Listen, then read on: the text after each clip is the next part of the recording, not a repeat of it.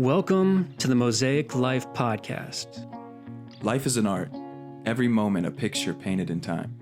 The color, texture, lighting, all context. The Mosaic Life vision is to cast a warm glow on your masterpiece, highlighting the struggle while showcasing the culmination of years of hard work. Join us for guided meditations, interviews with authors and leaders, and engaging conversation as we explore the depths of our consciousness. Welcome back, the Mosaic Life Podcast. Ernie, my friend, back again. I appreciate it. Yeah, back at it. How are you? I'm good. I'm full of gratitude, man. Good. It feels good to see the support, to feel the support that we're getting for this. We have. It is very encouraging. I do my best when asking for feedback from people on creative pursuits to ask what somebody doesn't like about something, because if people are just going to blow smoke, then I'm never going to learn and be able to get better. So I like hearing critical feedback, but I also like hearing unsolicited positive feedback as well, which we've gotten a lot of both. So yeah, and critiques that have been helpful. Absolutely. Yeah, absolutely. And so I'm very thankful for all the people that are listening. Yes. For themselves, hopefully, but then also considering us in that process and saying, hey, I loved this, or I could have used more of this. And it's been really nice. I agree. Yeah. So one of our listeners, Angie, shout out to Angie, she did send some feedback that I just want to kind of get out on the top of the episode. She had mentioned that, and I agree with this. We were actually literally just talking about something along the lines. We need to set our production schedule a little bit clearer, because I know the conversation that came out this past Sunday based on boundaries talked about doing the live meditation before it got super confusing. So I mean, it's on us to lay out a clear production schedule. Yeah, and it's funny because as you say that, I'm thinking, we're speaking about last Sunday, but this is going to be released in 2 weeks. We're going to get better at it, and we're just going to act like we're recording it the day we're releasing it, and you'll never know the difference. It's like radio. Yeah, bear with us. Yeah. No, man, I appreciate learning and growing with you. We have had, speaking of critiques, you and I have had many conversations about how we can improve ourselves, which is fantastic, because you can having any sort of partnership can, whether it's business or relationships, can be tumultuous at the worst, or I guess at the best of times it can be rocky at the worst, or anything in between. So having an open channel for communication with you on how we can build the best product, it's very, very meaningful to me. So thank you. Yeah, dude, it totally. It feels good to be able to. For me, I'm at the perfect position to be in a partnership of some form like this, and then know that we've got to put it all on the table, because in my past, in my relationships with, my wife or my family, or other creative endeavors, there's been times where I've left some stuff internalized and not just shared it. Yeah. So I know that you're an open book and I'm an open book, and Absolutely. we just keep coming and bringing it all to the table. And then it leaves us clear to actually create what's powerful for people. Agreed. And if we can continue challenging ourselves, that's only going to push us closer to the product that we want to have ultimately. Totally. Yeah. And it's also going to, hopefully help people.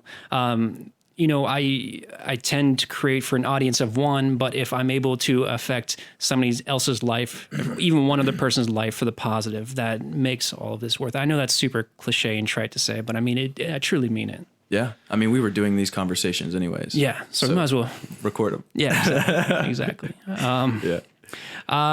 Just a couple things, before we dig in here. We do appreciate listening to the Mosaic Life podcast. You can find all of our subscription links at onemosaic.life. If you happen to be that one person who gets value from this, a 5-star review on Apple Podcasts goes a long, long way. And we would truly appreciate that. And then, of course, you can see Ernie's beautiful face on Instagram by searching for One Mosaic Life. One Mosaic Life. Yeah, that's it. The only one. One is spelled out. Yeah. So I, like us all, and specifically Ernie and I, have been on a bit of a personal journey over the last several years, but it's been concentrated over the last 45 days of sobriety for me. I have explored or begun exploring the depths of Buddhism, and Ernie and I had this conversation prior to starting this episode whether or not we want to talk about neither one of us really identify with any certain religion, right? Totally. Yeah. Okay. Yeah. So the conversation we are about to have is based on 3 tenets of Buddhism, which I think I personally most closely identify with through the meditation and through the philosophies that I've actually carried over from Stoicism. So I brought these questions and these things to Ernie because they are topics of conversation that we've had many times, and that's kind of how we ended up here, right? Yeah. Yeah. I mean, I'm a firm believer that we have to create our own religion. Agreed. It's really tailored to what the hell happens inside of us. Yeah. And constantly searching or being open, maybe not always searching, but just being open to something of wisdom, insight to come through somebody or another structure in the world that impacts the way that I live in a positive way. And some days I go to church, like there are Sundays I go sit at church, and then there are Sundays that I go to a meditation class, literally, like it's back and forth sometimes. And I mean, and then there's some days that I just stay home with my family, right? So which can be your own church. Yeah, it totally, really can. Totally. So I appreciate that we're bringing different values from all over the place for other people to use. Absolutely. Yeah. Yeah. Especially if they've been powerful for us. I agree. And then if they are able to enact positive change in ourselves, then it's absolutely worth discussing. Yeah. But as I mentioned, Buddhism is a very old philosophy, and you can dig super deep into it. But there are 3 that relate primarily to my and our and 3 everybody's tenets. 3 tenets of everyday lives, and these are things I guess called non-virtues in the Buddhist religion that we try to to become better people, we actively try to avoid. And those are hatred, lust, and ignorance. Now, when you hear those 3 words, how does that mean? What immediately comes to mind for you? Desire. Mm-hmm.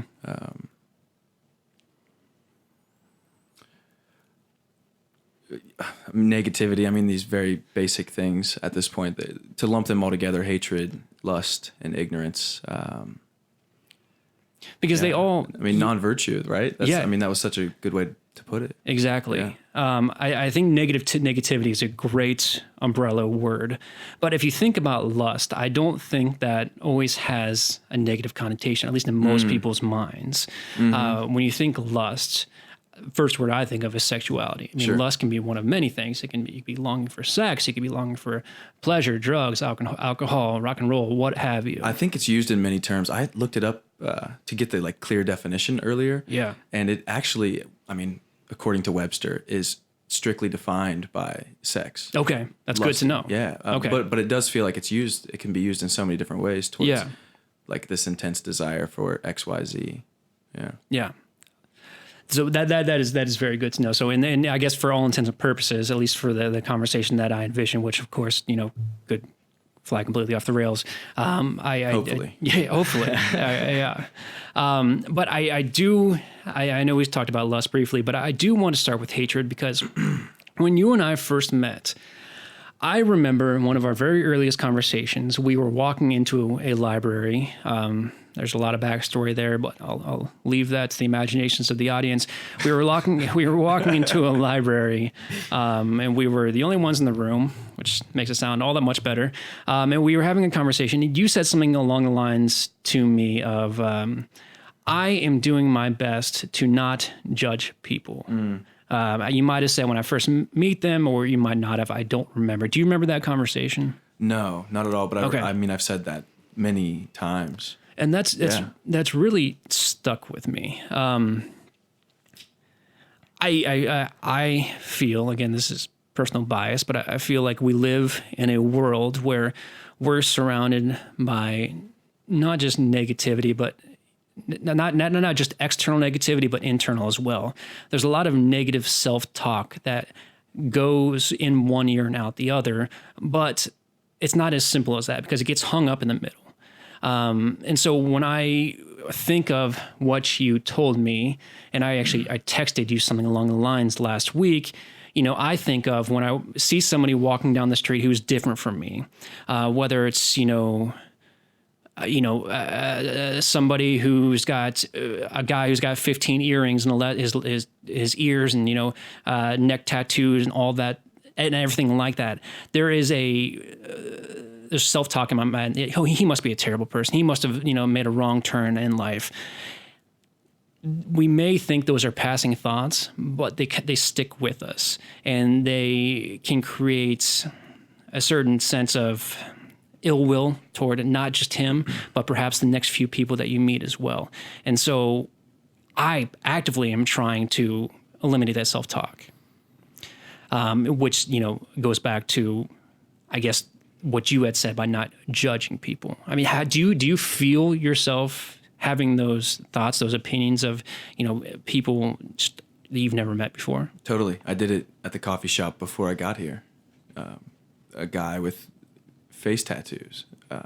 There were all these judgments just like pulling themselves out of me. It's not like I was sitting there and just like, this guy's terrible. Right. Like I wasn't choosing deliberately to be that way, but and it wasn't to that extent, but there was this energy that I was bringing to my experience of him, just watching him walk by me. Right. And he seemed like a great dude. Like he was walking with his girlfriend or his wife or whatever and holding her hands at the mall and they were laughing and having a good time. But the only thing that I saw were the things that I pointed out as negative or that could be judged. I don't know necessarily. Absolutely. And I mean, to that exact point, I believe I mentioned I work part-time at my climbing gym, and there are a couple of members there who are covered head to toe in tattoos, and they are the nicest guys in the entire world. They walk in, they greet me, they say, "Hi, how you doing?" Yeah. One guy brings his daughter in to climb, and they're just, it's a nice little family. So that quick judgment not only can cloud our mind and, create space for future judgments, but it also, if it's something we stick with, and, for that particular example, I would start to wonder, is he even a good dad? Mm-hmm. Like, is this a person who should be raising a young girl? It goes further than even just tattoos, of course. Like we can really paint the clear picture with that, but there's somebody's overweight. Absolutely. Like, that person's let themselves go. These types of just habitual thoughts that come up in the midst of being out and experiencing the world that just completely cut us off from accepting and experiencing a person in real time. I agree. Yeah. And I don't think it's a matter of switching or flipping the script. You don't have to force yourself to say, "Oh, that looks like a nice person. That she looks lovely." That sort of thing. It's controlling the thought. It's controlling your mind from having that thought at all. It's coming into the situation with a literal blank slate. And I'm finding myself as we delve into this really difficult to explain how I feel. For example, a week or two ago, I walked into a Goodwill. Goodwills have certain reputations. Everything's inexpensive. There's a stereotypical type of person who works there. So I actively, or not works there, but shops there. I actively walked in there, not having any thoughts or judgments based on anything that I saw. And I felt an immense peace, an immense joy, knowing that whatever or whomever I meet will be accepted, not just by myself, but by anybody around us. And it just being free of judgment, it was freeing. Yeah, and there was a preparation for you there. It was. I had just finished reading "Becoming Enlightened." It was a Dalai Lama book, and I guess the the properties, or I guess the attributes of Buddhism were still fresh in my mind. And so I wanted to go into a place where I knew I don't typically go. Having an open mind, ridding myself of hatred, because that's ultimately, it is, I think, the foundation for those judgments. Yeah. Yeah, I totally agree with I think everything that you're saying, and we'll of course get further into it. There was a time at the airport after a retreat I had been on that I had decided to just press love into every person that I walked by, and I would try to make eye contact with these people and just press my love into them. And it's a beautiful experience. I mean, some people are like taken aback by it. They're like, "Oh God, what's happening here?" Right. Just passing, right? Yeah. Most of the time, if in public, I have a tendency to catch eye contact and look away immediately. But I just was pressing love out, right? The complete opposite of this judgment or hatred. And how did that make you feel? There was an emptiness to it, honestly. Not like a bad emptiness to it, but it was just like, it wasn't me judging them as good or judging them as bad. It's just my intention to be love pressing into the world. Yeah.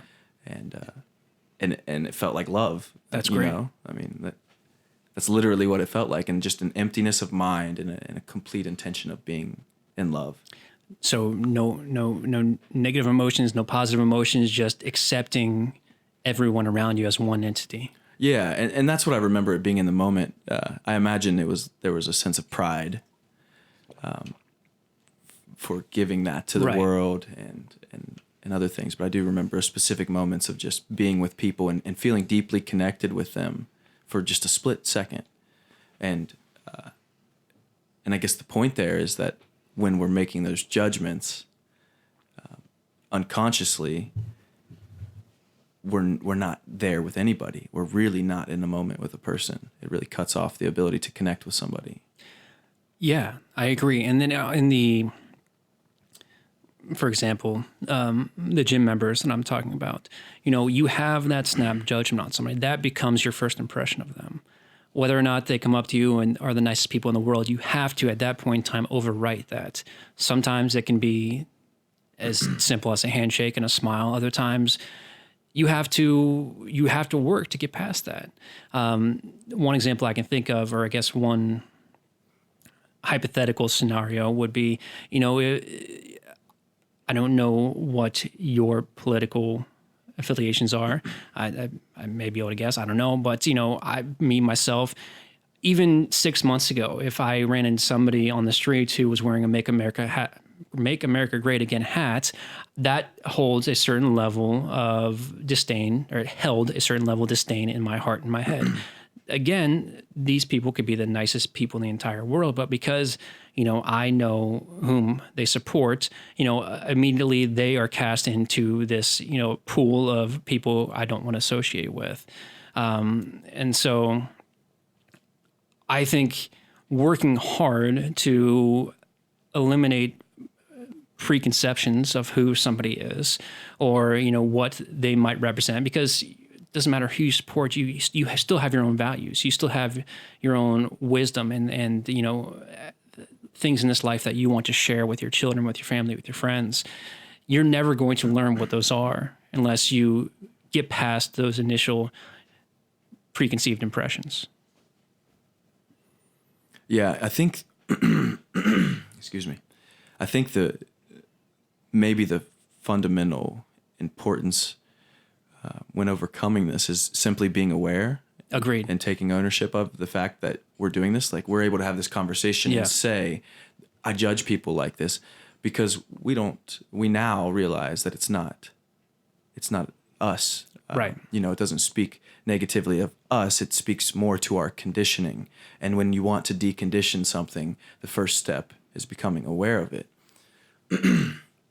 and then moving through that in some ways, the first way that I still use this, because this still happens clearly. It just happened before I came here. I've created this like trigger to when I'm judging somebody to saying that's unfair. Yeah, that's unfair. To remind myself that I'm having a habitual thought based upon an experience that I've had in my life, and I'm now putting it on this person that I'm seeing on the street. That's a very good exercise. Yeah, and so that's unfair, first of all, right? And then if I'm present enough there, then it's like, okay, and I can stop, slow down, and actually see beauty in this person, whether it's I make it up or just innately see beauty in the fact that they're a human being. Right. So, finding our own ways to do that, I wonder, what that looks like for you when you're. I mean, that's one of the ways. I have another way that I want to talk about a little bit, but I'm interested in hearing how you.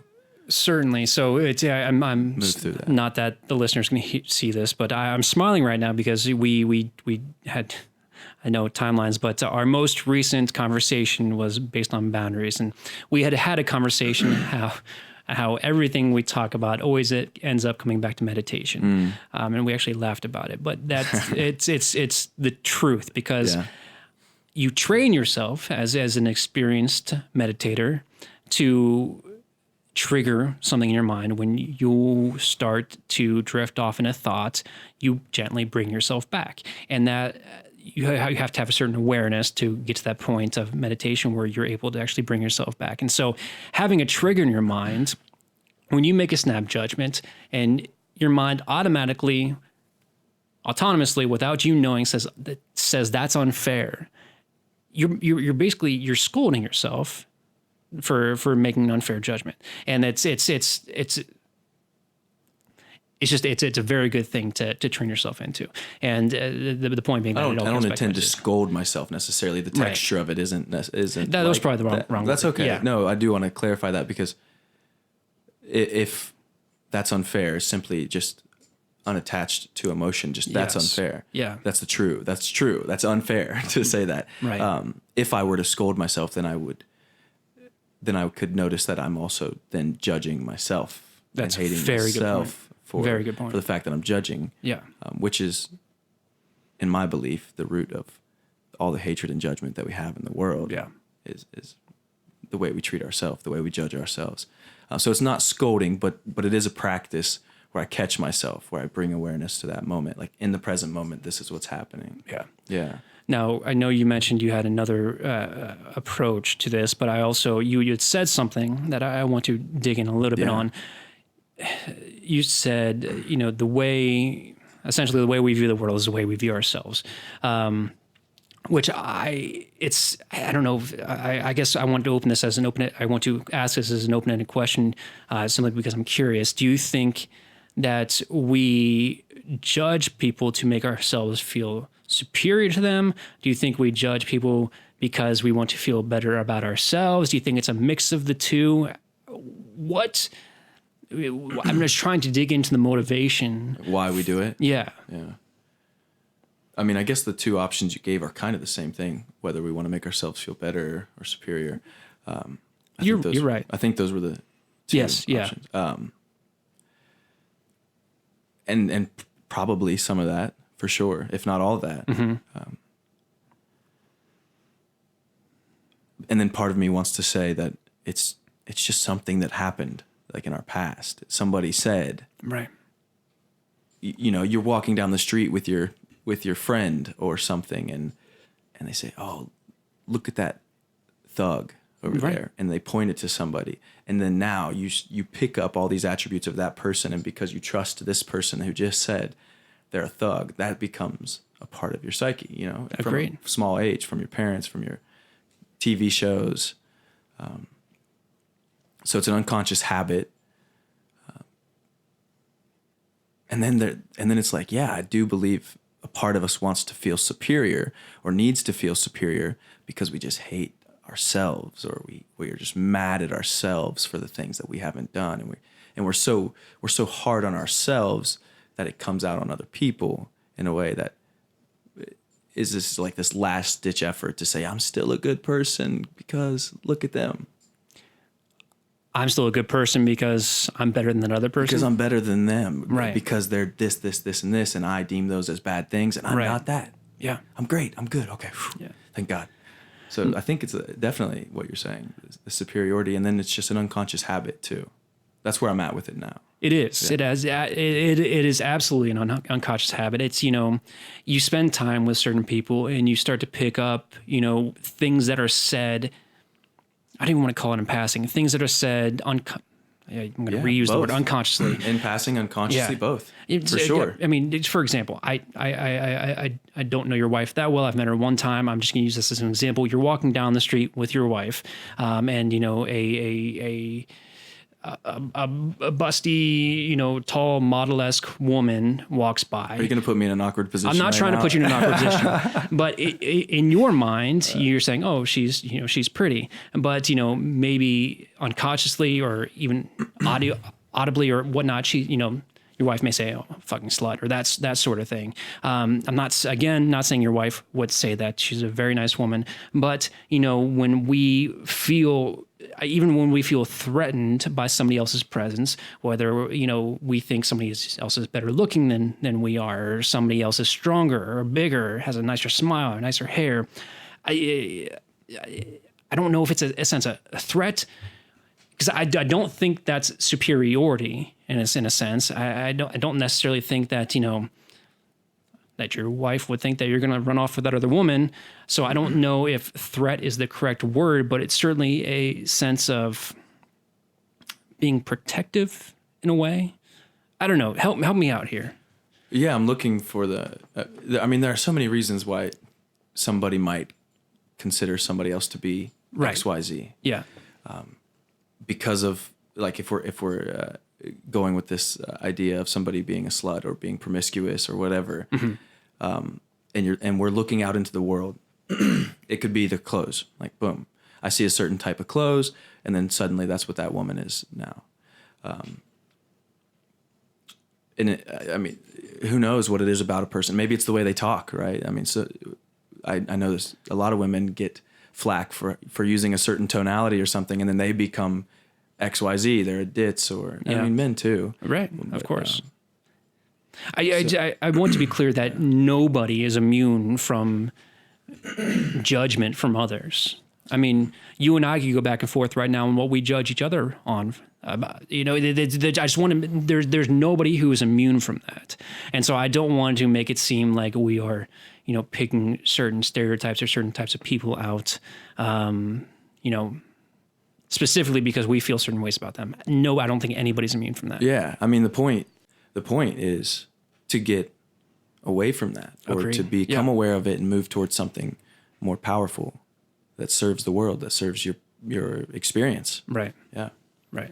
So I know we went off on a bit of a tangent, and let's see if I can reel it back in here. You had mentioned there are two ways. One of those is subconsciously or consciously reminding yourself that that's unfair when you have that thought. Do you remember the other way that you were going to mention? Yeah, totally. Okay, cool. I mean, it seems to be the more, I guess I'll judge myself, more enlightened approach than catching the judgments in the moment. And that's reconditioning myself to love.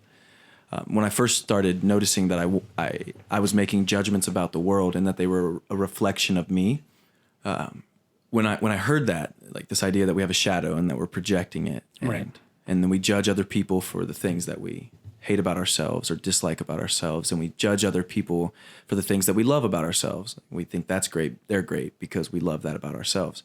And I started playing with that idea. I'm like, holy cow, it's true. These ideas that I have about other people are by no means accidental. They're ideas that I hold and shape myself around, or within, or out of, like staying away from certain ideas because I have beliefs about them. And my first step into that was, okay, the question, how do I stop judging? And I realized that over time that wasn't necessarily the proper way to go at it, because in the question is the action to be repeated.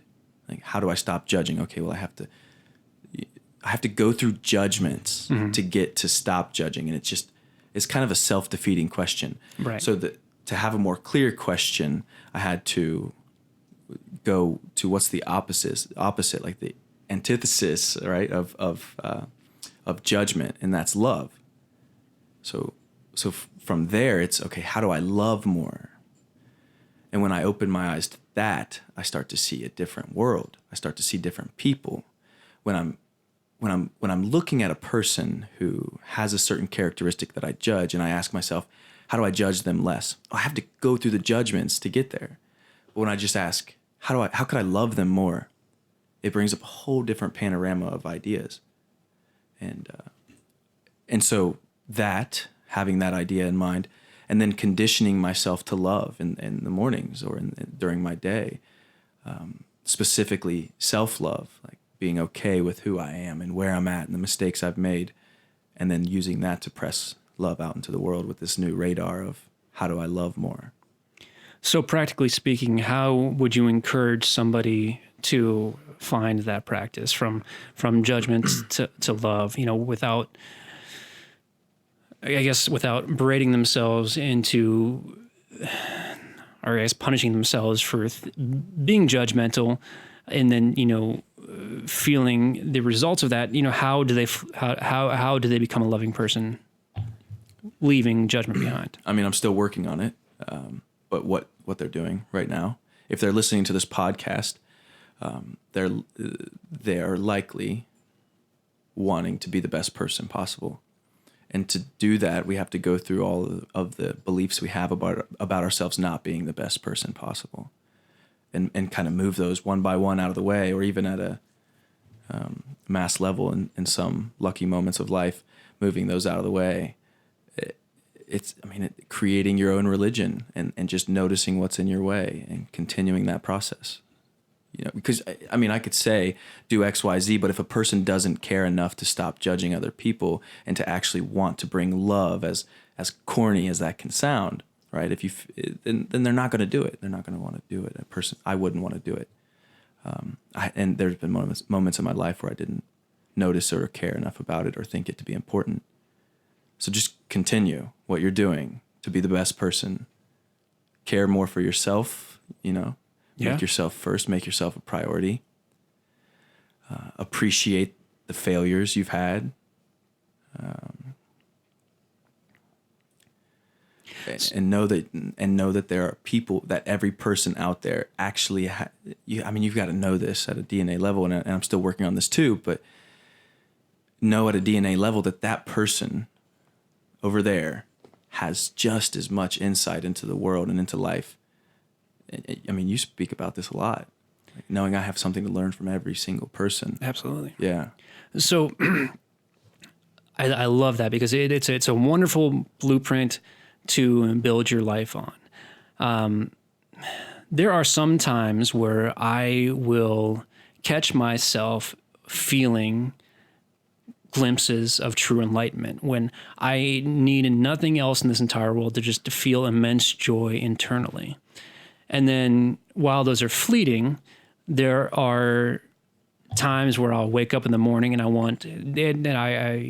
want to necessarily peg it to the morning, because I understand there are times when I want nothing to do with, anybody else or anything else. So I don't have an answer for that. I'm just curious if you have a practice, because we are human and we don't live in a vacuum. This is what we just said. Like I said, it's a great blueprint. It's great on paper. The exercise and the working out of the kinks, that's where the hard work comes in. And I'm curious if you have any advice for both myself and for others who are listening. Yeah, I do. Okay, good. Yeah, totally. Hire a coach. Okay. Hire a therapist, or dedicate time with your best friend to where you sit down, tell them about yourself and what you believe about the world, and they pick it apart for you, and they help you pick it apart. Rather, they help you pick it apart in pursuit of your highest goal. That's great. By far, bar none, the most beneficial practice for me in my life to realize what it means to be the best version of myself is to have a third party that shows up 100% for a certain period of time, dedicated to calling the bullshit, to calling out my beliefs that are holding me back, that could be holding me back. Right. And helping me find my way, right? Not telling me my way, but helping me find my way. And I imagine therapist, a psychiatrist, that could be beneficial. I've heard many times. For me, it's been a coach, finding some people that I trust and respect, and letting them into my life in a way that they see all of those intimate judgments that I make about the world. Yeah. And help me question them. That's the first thing I'll say. The second thing, it could be very easy. And there's a Byron Katie. Yeah. So it's on my book list. It's coming up. Good. Yeah. Good, dude. Yeah. Really, the most important part of that book, in my opinion, are the sub-chapters. I'm talking about A Mind at Home with Itself. A coach of mine sent it to me, a very powerful dude. And she has, so if you're, if you are stuck in your thoughts, if you're stuck in your judgments, and you know that they aren't serving you, and you don't have a coach, and you don't have a psychiatrist, you don't have that friend that's going to dedicate that time right in this moment, she has a 4-question process. And this serves for everything: hatred, any ill feeling towards the world. The 4-question process. Man, I wish she was here. just Google her. Give her a call. Like, give her. Yeah. I'll see about it. She's busy right now. I texted her. She calls it the work, and you have to be willing to really show up to it. You can't just say, "Oh, I'm going to try this," but you have to be willing to challenge yourself. And the first question is, I'm not even going to get into it too far. Okay. I want people to actually look at it, look it up, and hear it from her. So I would look up The Work by Byron Katie. That would be the other piece. We have been making it a habit of doing extensive show notes in the podcast episodes, and we will link to that book. That's great. Yeah. Well, we'll link to something. I want to find something that I will would be link good to whatever Ernie tells me to link to. If you're listening, just look her up. It will literally change your world. Yeah. Byron Katie. Yeah. So that somewhat naturally leads us into one of the next tenets of Buddhism, which is somewhat naturally. Somewhat naturally. I like that. Yeah. That's kind of a segue into this. Ignorance. To many, on the surface, it's simply not being aware of something. It's not having the knowledge, but, we can delve deeper into willful ignorance. And, are there times where we're choosing to not be informed on a certain subject or habit or, what have you is beneficial to us? Or is ignorance always going to be a negative aspect of our lives? Where did this can I jump in? Yeah, please. Great. I didn't know if you were going somewhere else. Where did this most land for you? This seems like an important one. I mean, these 3 seem important, right? You brought them up to this. They are very important. So I wonder how this one landed for you. Honestly, this, of the 3, I think this is this one that I struggle with least. There are very few times where I will choose to not want to gain an understanding of something. I guess most I don't think this is a stretch, but it could be. What I have learned about myself when I always feel like I need to present this with a caveat. I don't have a drinking problem, but I take extended time off from drinking because I do feel like I become a better person. And so when I'm in that bout of sobriety, I find myself approaching problems head on, much more so than if I were drinking, because it's easy for me to have a glass or 5 of wine when I don't want to think about a problem that I'm having that I have to deal with tomorrow or the next day. Or, my Google is talking to me. Thanks, Google. I need to take the trash out. But so the point being is, when I land in these bouts of sobriety, it's because I want to be better, and it's because if I have an issue that is forthcoming, then I want to face it head on. that is the best example that I have of having to deal with ignorance. It's not necessarily not wanting to know something, because I do have a quench, or I guess I do have a thirst for knowledge. I like having the answers to things rather than being in the dark. But of course, like many others, anxiety is a crippling, affliction. And so if something is, hanging over my head, it's just easier to drink and forget about it. So I like approaching those things head on. So to combat ignorance, it's part of it is taking out the things that would allow you to redirect and be ignorant. Yeah. Yeah. And it's been pretty powerful for you. It has. Yeah. It has. And then you mentioned at the beginning that you don't often not want to, I don't remember how you phrased it. This idea of willfully choosing not to learn or educate yourself about something in particular. Right. You said you don't have a struggle with that, but that's an interesting concept. And I'm trying to track that to places in my life, choosing not to learn about something. And that really falls into the judgment conversation too. So I just wonder what comes up for you in that realm. It absolutely does. And what you just said nails it, because I'm going to make a judgment right now to make an example.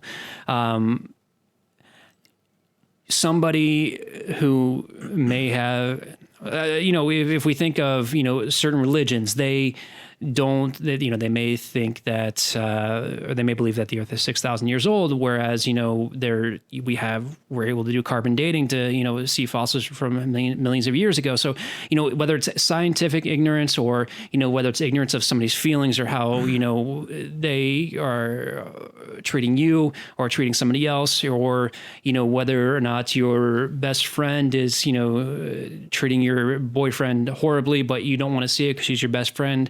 Anything that, that hides us or eclipses the truth is, I would call ignorance.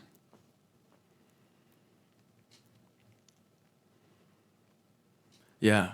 Did I just go beat around the bush? No. Okay. I'm just tracking it and seeing where the conversation goes from there. So we're talking about unconsciously ignoring things, right? There's ignorance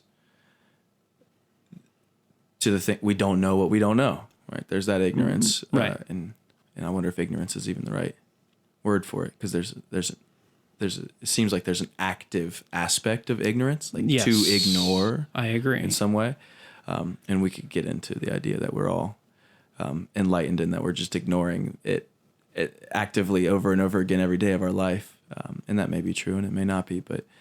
And then there's the active ignorance where we're choosing to ignore something.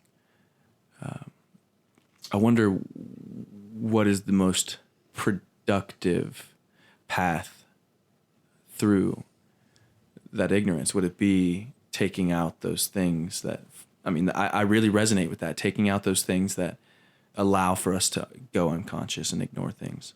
Scrolling all the time on Facebook or news feeds. That's yes, yeah.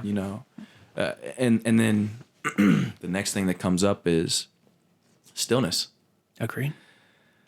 A lot of people say that, or I hear a lot of people say lately is, as I promote meditation so much, through this podcast and with our work here, well, I just can't do it. I can't get my mind to stop. I hear that all the time, and I can't imagine what magnitude more you hear it than I do. Probably, I don't know, but I'm sure the point being is I have a judgment about those people, and that judgment I'm making is that they're ignoring the things that are in their mind. And now they don't want to be alone with them. And they don't, and so it's like, I just can't get my mind to shut off people. That's not the point of meditation, especially when you're just starting. The awareness is key. And there's a part of me that believes, right, and this could be untrue. This is a judgment that I make when I hear people say that. It's just like, you can't handle the energetic uprising of these thoughts that come through your mind. And if you sit still, they consistently come at you. And I mean, it's and to not sit still is ignoring it. Yeah. But then again, and so that's the judgment that I make, the snap judgment. But the truth is, you don't know what you don't know, and some people believe that meditation is to make your mind stop, and of course that is one of the side effects. But we have to get through what all of this other stuff that's just been piled up and swirling through our brain, and stop ignoring it. Yeah. And so stillness is the key. I wanted to say it so we can link to it, because I'm reading it right now. Ryan Holiday, I honestly think Ryan Holiday has surpassed Tim Ferriss in my shrine of idols. I really appreciate. This isn't Ryan Holiday hour, but he's a phenomenal modern day philosopher, and not everybody may agree with him, but he is the reason I got turned on to Stoicism. And I just finished The Obstacle is the Way. Ego is the Enemy. I still credit with being the most influential book of my life, and now Stillness is the Key. That's it. Yeah. It is. Yeah. It really is. Yes. So I guess if I were just to change the world, I would, I would, in this moment, change people's minds to realize that when you choose not to sit with your thoughts, that you're ignoring the things that matter most to you, really over are. and over and over again. And unfortunately, most of it's probably unconscious. But those two things. So I'm curious to know, do you have, we talked a little bit about how I face or ignore my problems or issues in my life that I'm uncomfortable dealing with. Do you have a certain methodology that you use, or Totally. Are you just head on, fuck you problem, I'm going to solve you right now? Yeah. There are moments where I have intense, uncomfortable energy in my body because of thoughts that I'm having and beliefs that I have about the world.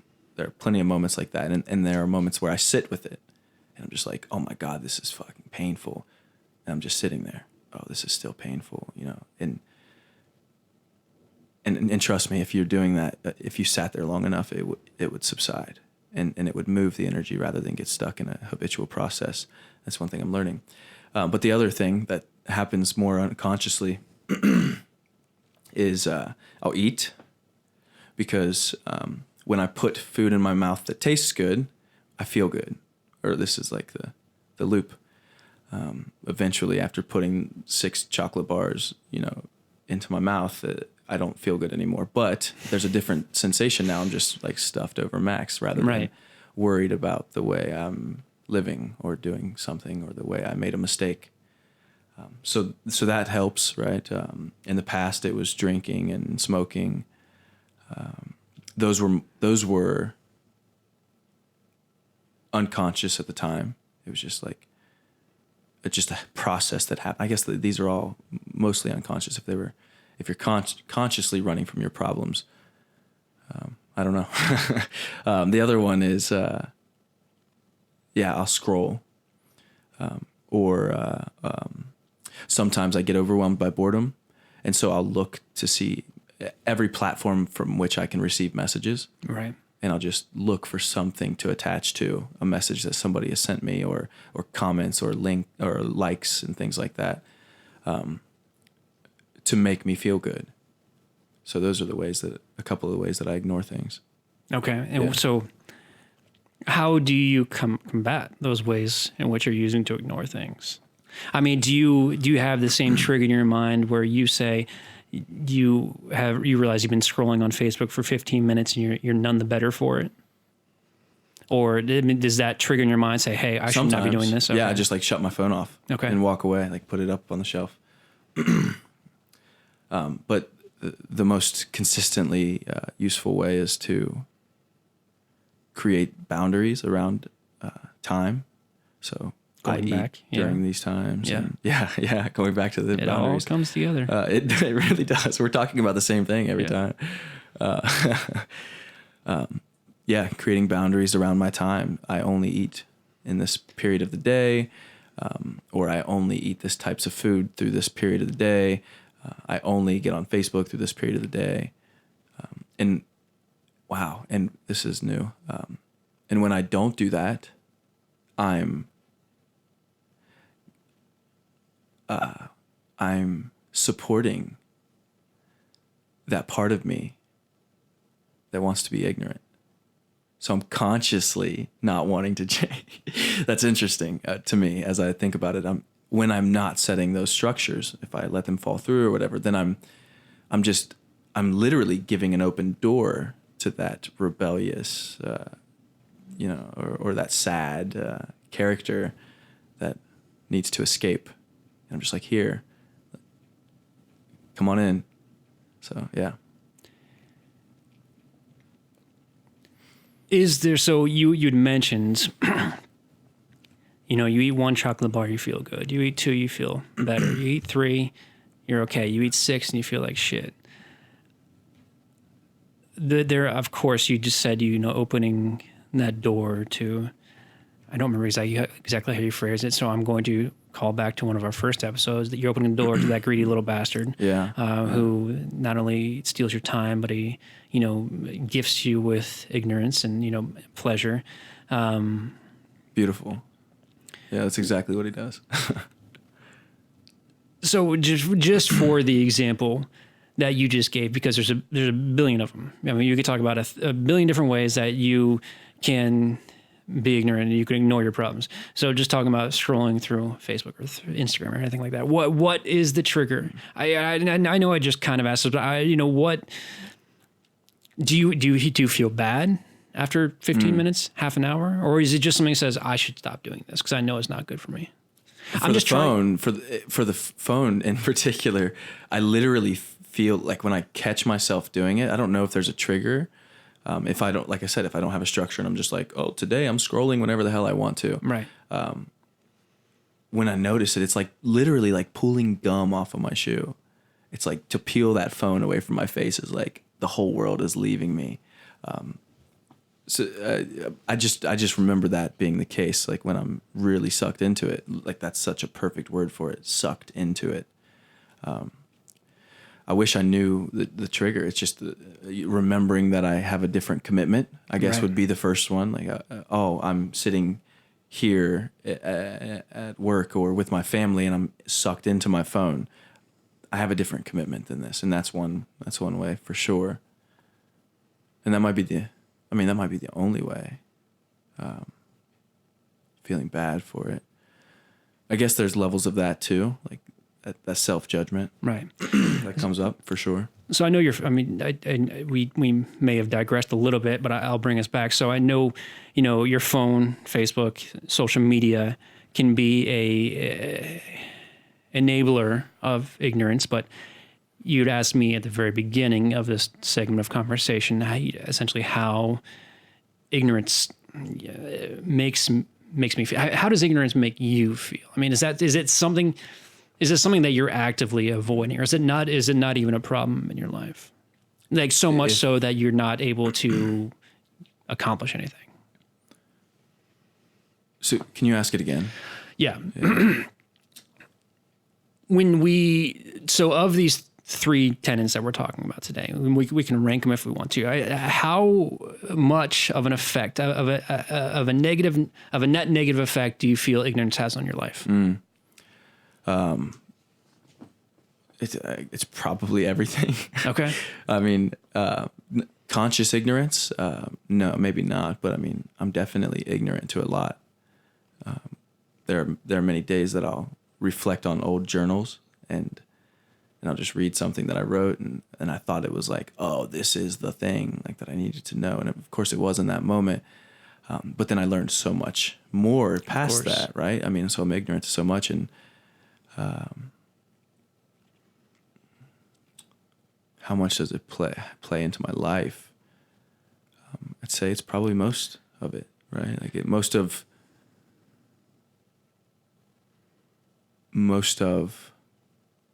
my shortcomings probably stem from ignorance. I'm just making this up in the moment, but it feels fairly true. Yeah. But I mean, at the same time, knowing you, I know you have the pursuit of shining light on those things. And I think, not to pass judgment on others, but I think that is what distinguishes yourself and myself and people who are on a path towards self-betterment.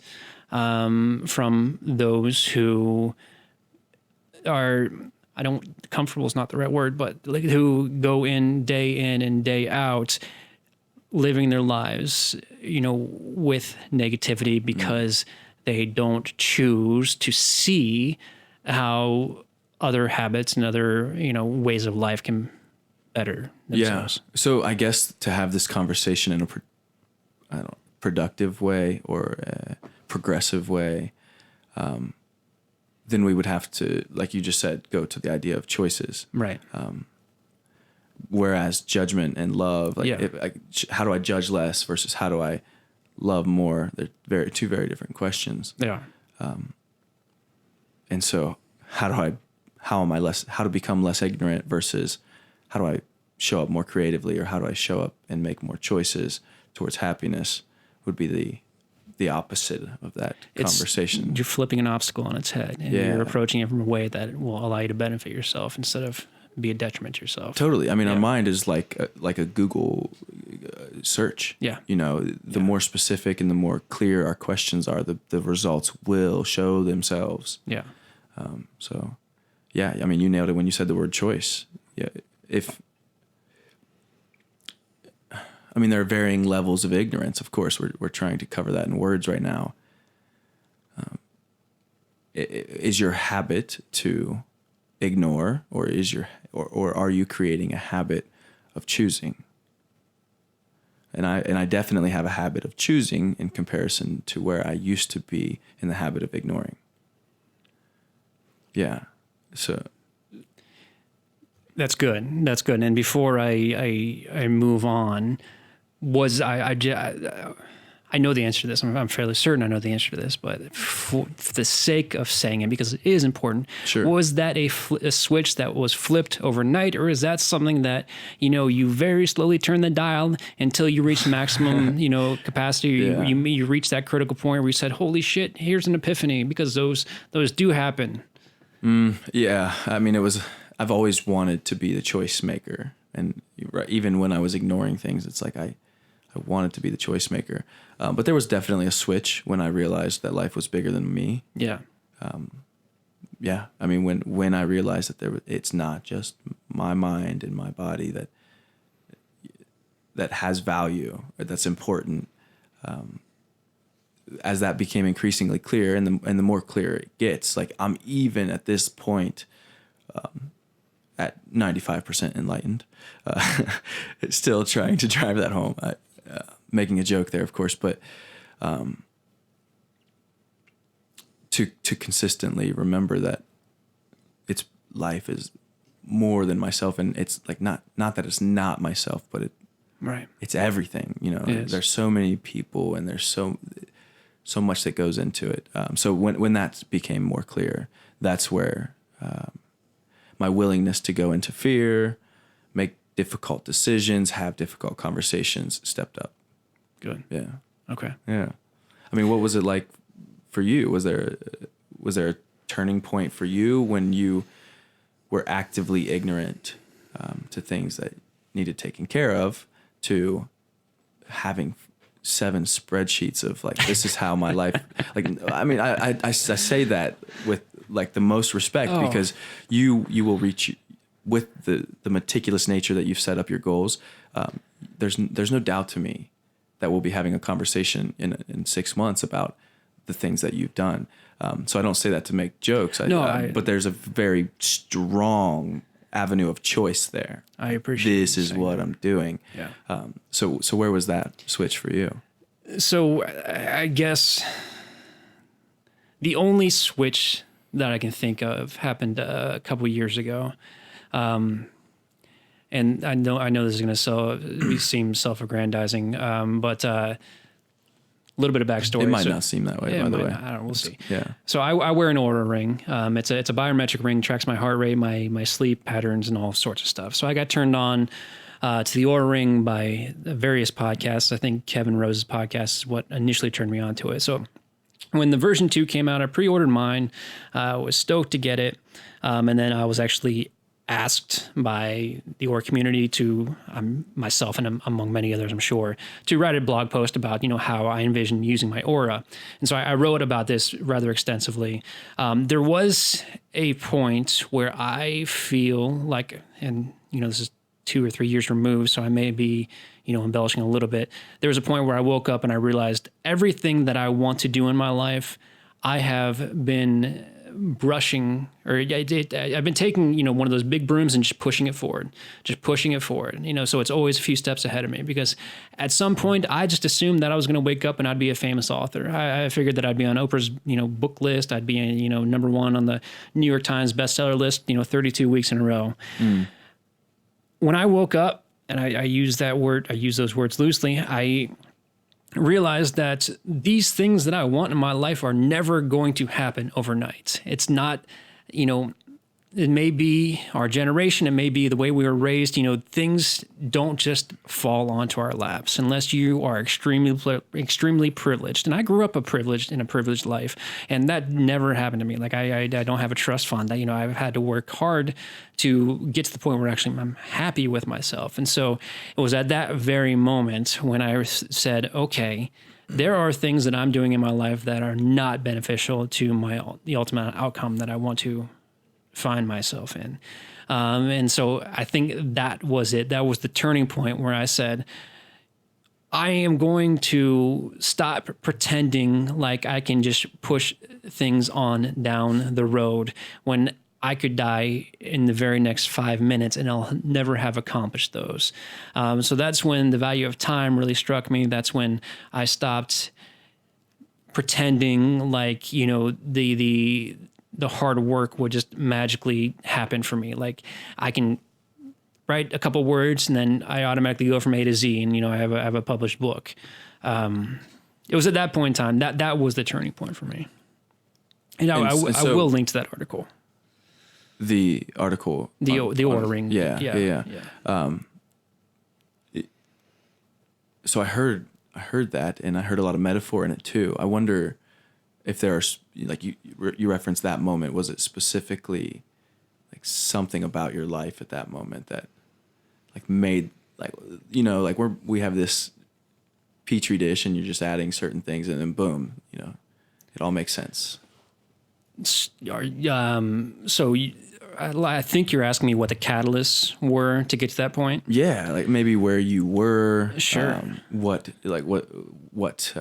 type of leadership was around you, or was it just like rock bottom? There's so many ways that this could come. But. So where I was, which is somewhat foreshadowing the last of the three tenets. The 5 years and prior, it was all about having fun. It was about, living life up in my 20s. Lots of alcohol, lots of sex, lots of, doing whatever I want because I felt like I was invincible. And so the slow road leading up to that, I was putting myself into better situations, which, if I recall correctly, was probably right around the time I was meeting you. I was, going on my way to join leadership groups. I was switching my morning drive, which I know we've talked about, from radio to podcast. I want to jump in. Go ahead. Just to really get clarity on this, and I think it would serve too. You were putting yourself, you said in a slow way, you were putting yourself in better situations, or I can't remember exactly the words you used. So you kind of inched your way into better decisions. Yes. Yeah. Okay. And I mean, it may be hard to pull this forward, but we might be speaking and somebody listening to this and they're just like, what the fuck do I do? Yeah. And one thing I just heard you say is that you inched your way. I did. Very slowly. I did. Into good situations for you, good choices. So what did that look like for you? Like you were in this place where you were drinking and after things that weren't serving you. And then you're like, Trey, just one thing, like just go to this event or whatever you did. Like, what was that like? And how did that happen? I again, I don't know the exact timeline, so I'm going to, as things come to my mind. And maybe the important point is that you inched your way into it, but I Yes. guess I wanted to at least give it another stab to see if there's more there. So I'll say it one more time. I truly, and hindsight being 2020, I truly believe that podcasts changed my life. There's a time and a place for morning radio, and I used to be in that time and place, both literally and metaphorically, because I used to work for radio. But I had, in total 45 to 50 minutes of drive time to and from work every day. And that was time where I consciously made a decision where I want to start learning. There are people I like and highly respect out in Silicon Valley. So I started listening to podcasts like Kevin Rose and Tim Ferriss. And then I got turned on to, others like Joe Rogan and a whole slew of other people. So there was that. The next thing that comes to my mind randomly, health is extremely important to me. Those people, along with how I got turned on to the ring, biohackers, people who want to optimize their health and well-being. There was a documentary, I knew for a long time that, sugar is a bad habit. It's not healthy for you. It doesn't help you accomplish your goals. So there was a documentary, which I'm sure is, fairly biased, but it's, it got the point across to me, and I can't remember. Fat, sick, and nearly dead. It wasn't that one. Okay. I will find it. I will put it me. in the show notes. Okay. It was I about. can keep going. It was about sugar. So I cut sugar out of my life, and then I realized, how much better I felt because of it. So that was a catalyst as well. And surrounding myself with great people, that was a huge one for me. First of all, Tim Ferriss likes to say, you are the average of the 5 people you spend the most time with. So I've been trying to up that average without even knowing it.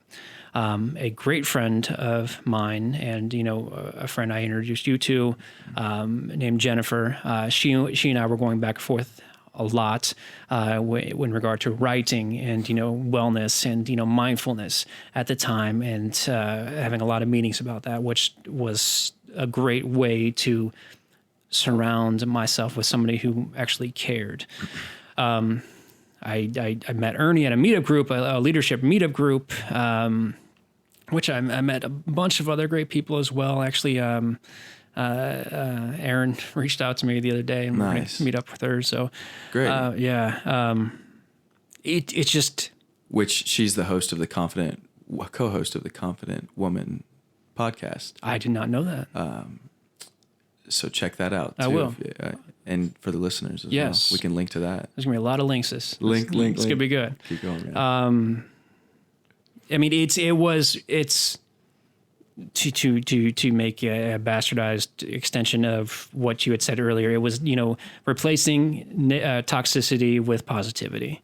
That's all it was. I mean, that's instead of spending happy hours with people who just talk about nothing wrong with it, but football and drinking and fucking and all that, you can still have a happy hour, but you can have intellectual conversation, and that's essentially what I chose to do. Yeah, I really like that.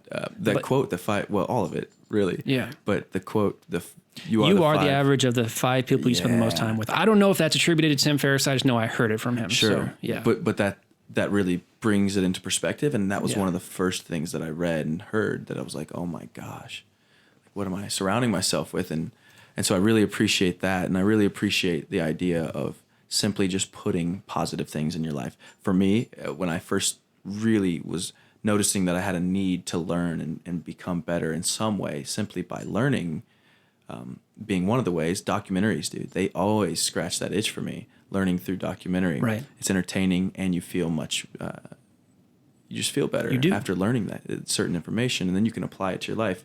But nonetheless, and then podcasts, I say nonetheless, and podcasts, I bring those in together because whether or not you're doing anything, if you're simply listening to it, we talked about the conditioning of your mind and the habitual nature of the experiences we've had and the way they make us do certain things. Well, if you're just listening, you're conditioning yourself in a new way. And then eventually it could lead to positive action. That's what happened for me, and it sounds like maybe what's happened for you. Yes. Like you just force fed it into your earlobes. You did, or yeah. Earlobes into your ears. And, I want to emphasize one more time, it was a slow drip. yeah. I mean, it's still happening, right? In many ways for us. It is, but you capture those drips, and eventually, this is such a cheesy metaphor, but you capture those drips, eventually you have a bucket of water, you have an ocean. I mean, you have, all of this built up that you've been working so hard to get to. Yeah. And every one of us has that that want or that need to be doing or creating something a little bit different than what we're doing now. Right. It seems like a lot of us do. Yeah. And so the point that I'm pulling from your story is that it's just a very, very small incremental step towards whatever you're doing, towards whatever you want to do. And my want, aside from writing, was to work for myself. And a lot of fear was associated with that, which held me back. One of those fears that I laugh at now because it's silly to me, but probably not to a lot of people who want to open their own business, was how am I going to do my own taxes? How am I going to do taxes? I don't know how to do that. What do I do to start? Do I paperwork? How do I file an LLC? These are things that people are so excited to help you with that I didn't know. You have an accountant. You work with somebody who works well with small businesses. They explain these things to you. They help you learn because they want to see you grow. I just had that fear that I would have to do it all by myself, and I didn't know what to do. Yeah. Ask people. Yeah. Ask people. So would you say that to combat your ignorance, whether you were consciously or unconsciously doing it at the time, you were using inputs from other people, from podcasts, from documentaries, to dissipate the ignorance, right? Yeah. So kind of brush the fog off the window. That's not something I thought of until this very moment because of you. So yes, yeah, 100%. Yeah, you were absolutely correct. And putting the proper stuff in our sphere. Yeah. Or whatever feels proper. If you're wanting to be a better cook, you're probably not going to listen to a construction podcast, right? Or maybe you would. I don't know, but finding those things to kind of dissipate that ignorance. No, I mean I'd like to think maybe this is my own ignorance speaking, but if you are listening to this podcast, one of two things: you either like us and you already know us personally, and you like us and you want to support us, or you found us because you find value in what we're saying and you want to become better yourself. Yeah. Which leads me to a segue to get to our final point. One thing that I want to say to you, when we first started this podcast, the general thesis was we want to talk with people and help people who, I guess, have overcome and want to overcome great obstacles. Yeah. And so I'm trying to shape, I've been actively trying to shape some of the questions in my head, how to approach that. And, one of my goals, which I may have mentioned, is to write a book based on our experiences we've had over the past, 6 episodes plus, however many more in the interviews that we have. So I say that to you so I can remain mindful of, having that framework in my mind, this is to help people overcome hurdles in their lives. So yeah, there's not a whole lot of point in that other than sharing it with you. Yeah. Yeah. Yeah. I mean, that's important to keep at the forefront. We Yeah. talked about that mission statement, and we'll continue to fine tune the best way to support people. Absolutely. With our own insights, and then of course with the feedback from people too. Yeah. But yes, so that is the goal for myself, for Ernie and I. I want to see this podcast grow. I want to see both Ernie and I grow as individuals and as partners as well. So, that said, I have not said this explicitly before, whatever I can do to help you through this podcast grow your goals and yourself, let me know. You're talking to me or the audience? I'm talking to you or the audience, but you specifically now. Yeah. I mean, you are. Yeah. Good. Yeah. Good. In so many ways, man. Cool. Well, good. So last topic, very unnatural segue. That's all right. Was lust. It's an interesting one. And it's probably one that I've struggled with more than anything. I feel the need to be as honest as possible in this part for not only myself, but for the listeners, one of our, I think I told you this off, my memory is terrible. I think I told you this offline. One of our listeners, Bree, had mentioned that she has learned a lot about you through the podcast, but not so much me. So this is the point where I get to open up. So ask as many probing questions as you want, but, yeah. Why did you put lust in the notes? Well, it's because there's the three things actively, mentioned in at least this particular book, Becoming Enlightened. Oh, it was my understanding that there were multiple. My bad. Like there were more than three. So these are three tenets mentioned very specifically in the beginning of the book, and then there are many other Gotcha. I thought you specifically chose these, but it seems to have a resonance with you. It does. You kind of dropped in as you were speaking about it. So and definitely share some of that. So I'm going to be as honest as I possibly can. Lust has always been a driver in my life. And, given your Webster dictionary definition, we can hold ourselves to that. But we don't have to, honestly. I guess I just brought it up because I noticed it. And we can start there. Yeah. There's plenty to go into on that. Sure. I love women. I'll state that first and foremost. I have found myself, especially in my 20s, being driven by the desire to be intimate, for pleasure, for interpersonal relationships, just for, what I was associated with happiness. And so what that has led to is, an example could be, go back on that street. But instead of, you walking down the street with your wife, I'm walking down by myself and I see a pretty woman with a nice butt.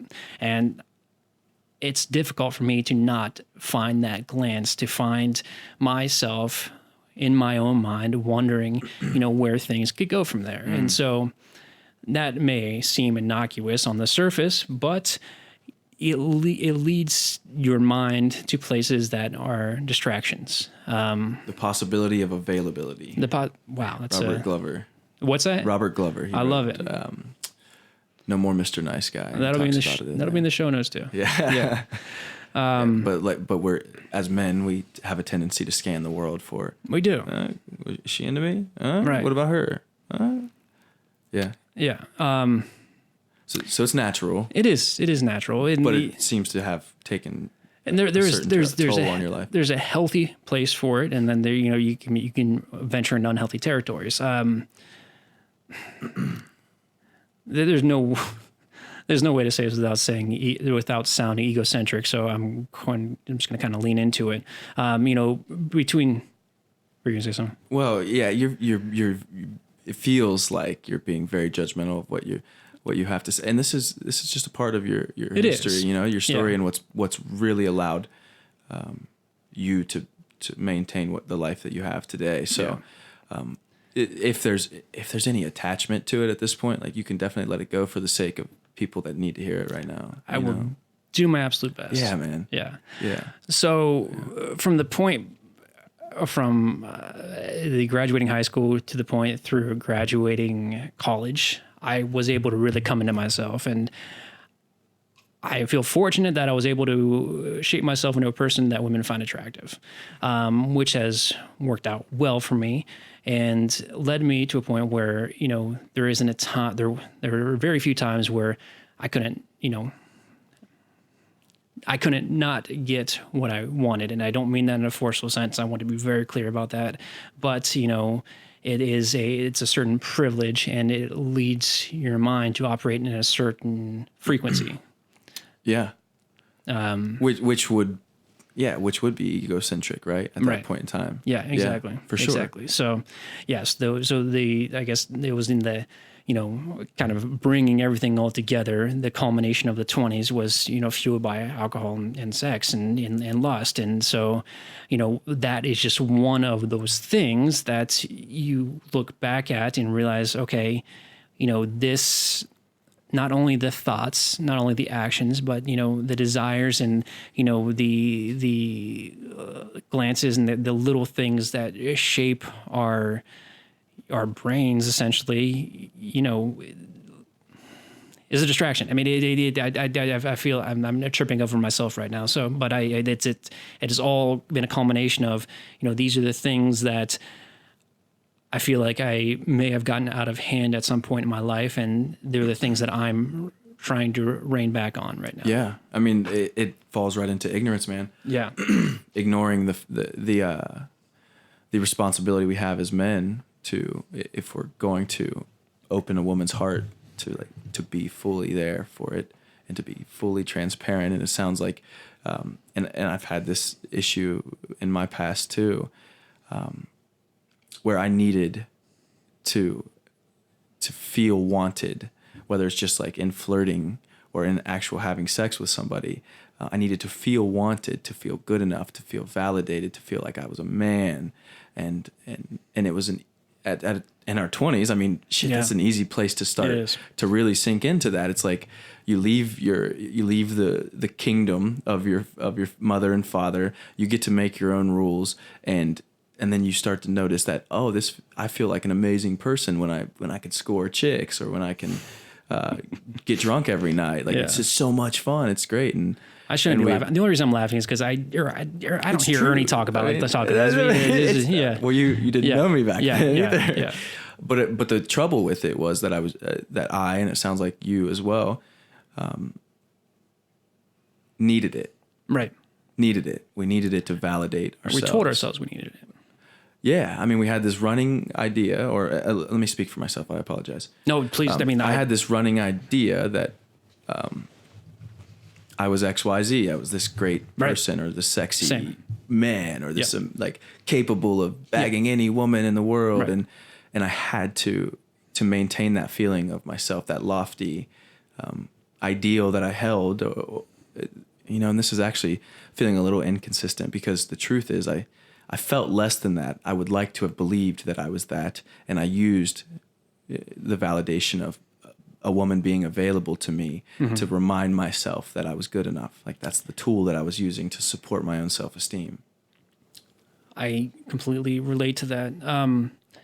And that harkens me back to my latter years of college and, into my mid-20s. I'm hoping the answer to this question is yes, but have you ever watched Californication?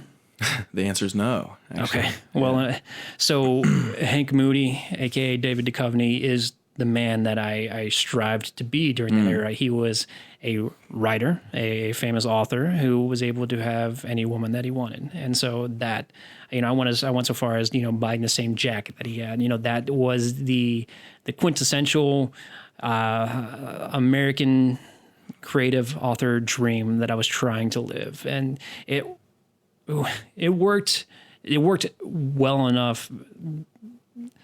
I should say that it worked with the exception of the writing, because I never had anything to prove.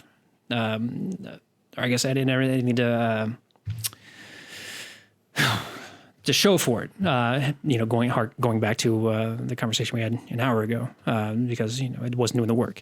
But that was the life that I wanted to live. It was just this womanizer who is not only a narcissist, but he's also self-loathing, but also he, loves and respects women for who they are, even though on the surface you'd never be able to tell. Yeah. Yeah. Lust is such an interesting thing, or the idea of desire. It's like this idea that something that we're imagining is going to feel much better than where we are. And that's probably why this is a core tenet of Buddhism, because it comes down to presence. And it's like you can sit in a bar and you can stare across the room and you can imagine that woman being better than your current significant other, or you can imagine sleeping with that woman being better than, well, I don't know, than not. Right. But at the end of the day, it's like not being in the moment, not being where you are, or not being able to be where you are. It's like driving us out of being present. Yeah, it is. I mean, because there's nothing wrong with not having a relationship, but sleeping with somebody. But we also have to take the responsibility of the ties there. Like you do, and that's, I think that within itself is one of the major problems, is that, if to your point, yeah, there's nothing wrong with sex. I think sex is a great thing. It's healthy, and if you're able to do it with somebody either monogamously or with somebody who you have a clear understanding with, but the problem is that you tie in to people, at least two people, what have you, into this. You can call it what you want, but it's still a relationship. It's for sure. Yeah. It's not. We're not labeling it right now. Right. But there's like an energetic relationship of wants and needs and all this stuff that's getting intertangled there. This keeps coming into my mind, and this may derail the point. And if it does, bring me back. But this makes it feels to a certain extent that everybody feels entitled to a sexual relationship. And the word that comes to my mind is incel. Are you familiar with incels? No. It's involuntary celibates. It's people who, to completely generalize, people who they're incapable of having a physical relationship because they don't either have the social skills, they don't have the likes, they don't feel like anybody's attracted to them. A lot of times they're the people who, I know a lot of shootings have been credited to incels because they feel as if they have and I'm not just saying they, because I understand the feeling. It's a feel. You feel like you have a certain right to have a sexual relationship with somebody. They feel alone. Yeah. Now, for the life of me, I don't remember the point I was trying to make, but when you feel entitled to something, that will create that is negativity in your mind, that can lead you down a path of not self-betterment, but self-detriment. It's a hard conversation to have, because maybe not hard conversation to have, but there's so many different varying levels of awareness. It's like seeking pleasure or being ignorant, like which, there's a thin line. And then as we move forward, we start to see, oh, wow, me lusting over XYZ is completely detaching me from being here. And I'm missing literally everything that's happening. I was thinking about this earlier, but I've had a lot of moments in the past 3-4 years where I've been present. And I never understood what that meant until it happened. And it's like, holy cow, like this is fucking beautiful. Right. Like I just feel amazing. Yeah. I'm in a room, I'm with another person. Yes. Or I'm alone or whatever. But I just there's this thing around me happening. It's just like life, and you feel it, like totally feel it. And I will. I granted, you were a lot closer to this than I am, but that is what I have described to myself. Those moments as glimpses of enlightenment. Where I think it's unfair to say I'm closer. I think we all just experience glimpses, and that's fair. But I will tell you, and I texted this to you a couple months ago. This was prior to quitting drinking, where I was sitting alone at a bar waiting for somebody, and I just felt like I understood the world around me. There was nothing else that I needed to be happy in that very moment. And since then, it's happened twice more. The one time I described in Goodwill, and then another time when I was driving. And so it doesn't matter who's closer. That's completely aside from the point. This is a new experience for me, for where it's just complete and utter joy and nothing. I'm in a bubble that is completely impenetrable, both from internally and externally. Like nothing else in the world matters. And that, to me, that's why I bought this damn book, because I want to understand what enlightenment is. I don't think it's a constant state of being. You know what's coming up? Yeah, I don't think it's a constant state of being either. But the things that we lust for, this idea is coming to mind that they once brought us to presence. Yeah. Yes. And then that was like a glimpse of enlightenment. And you're like, I've never been so present in my body, in this place with a person, right? Or never been so present in this room alone as I was when I was drinking or whatever, like it brought us into this awareness, and then we seek that. Like, I mean, that's what we're doing, all of us, whether it's through negative things or through what we would call quote unquote positive things.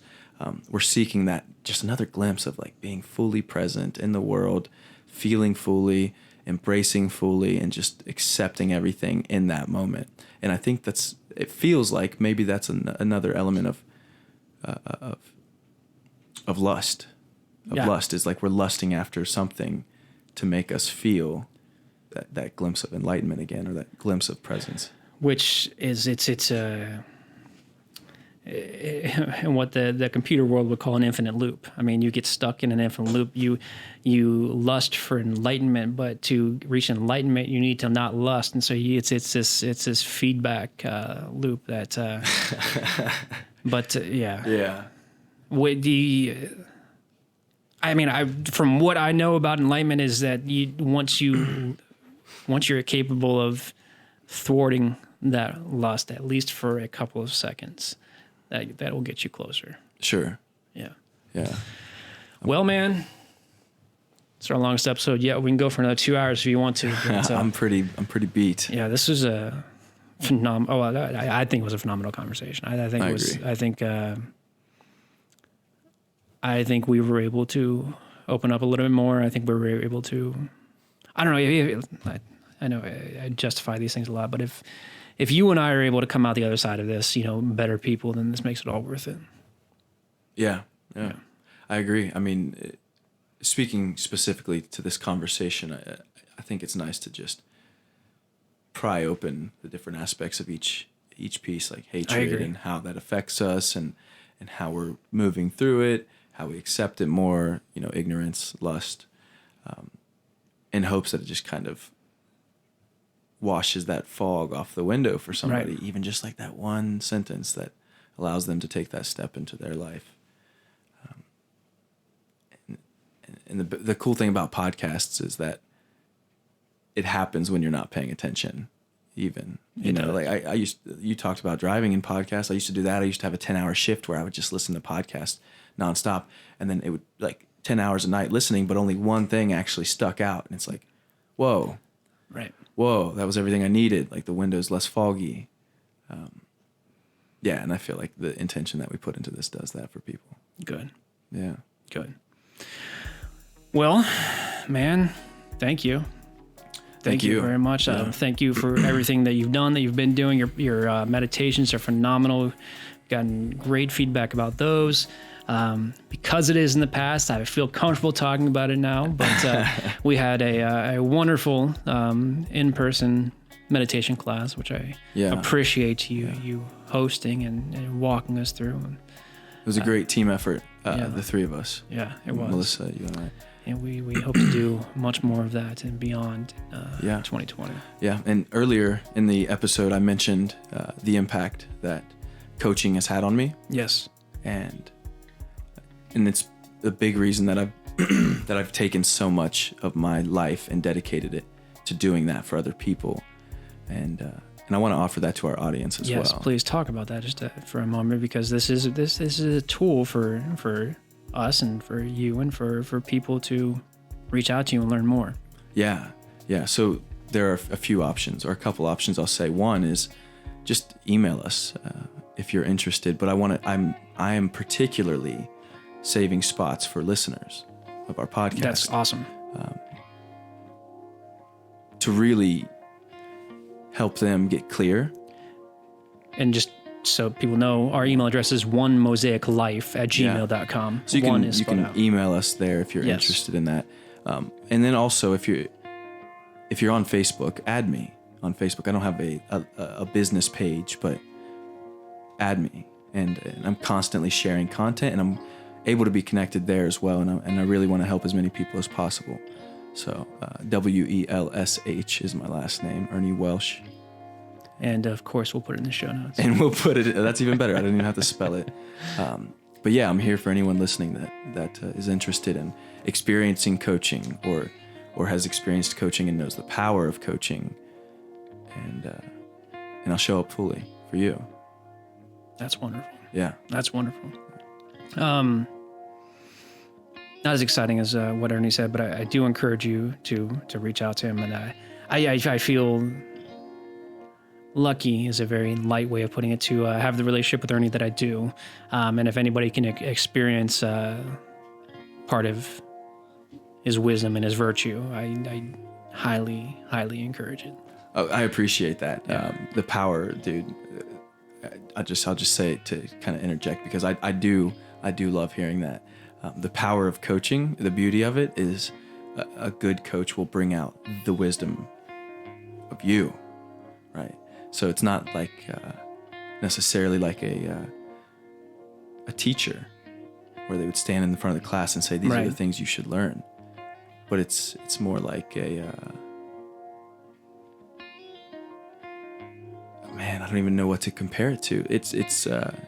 I mean, you know, you're a teammate. You want to raise your teammates up to your highest level. There's no way to explain it, man. If somebody wants to experience it, it's a whole different world. It's not about me bringing my wisdom, but holding space for somebody to bring out their own. Yeah. And it's powerful work. Yeah. So thank you. But you can also catch glimpses of that, learn more about Ernie and us at One Mosaic Life on Instagram. We strive to do weekly bonus content. I personally fell a little bit behind with the holidays, so I aim to pick that back up. And then last but not least, I put this on a story today on Instagram, today being several days prior to when you're hearing this. Point being, part of my sobriety goals are to read a book a week, and that leaves me with extensive wisdom of my own to share, or wisdom that I've learned, and even just a book list. And so I'm essentially creating a book club, or a weekly or a monthly email recapping the books I've read that month, and would love to share it with anybody who's interested, and would love to get book suggestions. That's even better, from those who are reading something great as well. So, yeah. Ernie, thank you. Yeah, thank you. I really appreciate it. Yeah. Any parting thoughts? Don't wait. Don't wait. Whatever you want, I can promise you. I vouch everything that is good about me that it will not happen overnight. You need to start working now, because as much as many of us don't want to think about it, death is knocking on our door, and it's a natural part of life. We don't know when we're going to go. It could be now, it could be tomorrow, it could be in 50 years. We don't want to cut ourselves short. Start now. Thank you.